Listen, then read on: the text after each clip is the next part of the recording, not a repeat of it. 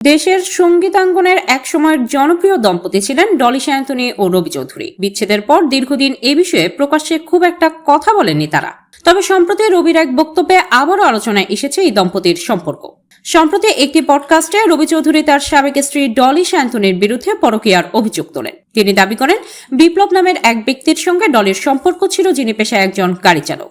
রবির মতে এই ঘটনায় তাদের সংসার ভাঙার অন্যতম কারণ। রবি চৌধুরী আরো বলেন, ডলির ফোনে একটি নম্বর দুলাভাই নামে সেভ করা ছিল।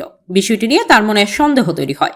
পরে খোঁজ নিয়ে তিনি জানতে পারেন ওই ব্যক্তির আসল নাম বিপ্লব এবং তিনি দক্ষিণ কোরিয়ায় গাড়ি চালান। ডলি ও রবি কোরিয়া সফরে গেলে ওই বিপ্লবী তাদের গাড়ি চালাতেন বলে দাবি করেন তিনি। এই বিষয়টি নিয়ে তিনি ডলির পরিবারের সঙ্গেও কথা বলেন। ডলির বড় ভাই সঙ্গীত শিল্পী বাদশা বুলবুলের সঙ্গে নম্বরটি যাচাই করলে জানা যায় ওই নামে তাদের পরিবারে কোনো দুলাভাই নেই। এরপর নিজের সন্দেহ নিশ্চিত হয়ে তিনি ডলিকে ডিভোর্স দেওয়ার সিদ্ধান্ত নেন বলে জানান রবি চৌধুরী। তবে রবির এই অভিযোগকে সম্পূর্ণ মিথ্যা ও উদ্দেশ্য প্রণোদিত বলে দাবি করেছেন ডলি সায়ন্তনী। ফেসবুকে দেয়া এক স্ট্যাটাসে তিনি বলেন, তাদের পরিবার ও ব্যক্তিগত জীবন নিয়ে বিভ্রান্তিকর তথ্য ছড়ানো হচ্ছে, যা ভিত্তিহীন। ডলি সায়ন্তনী আরো বলেন, তিনি ইচ্ছাকৃতভাবে এ বিষয় নিয়ে বিতর্কে যেতে চান না।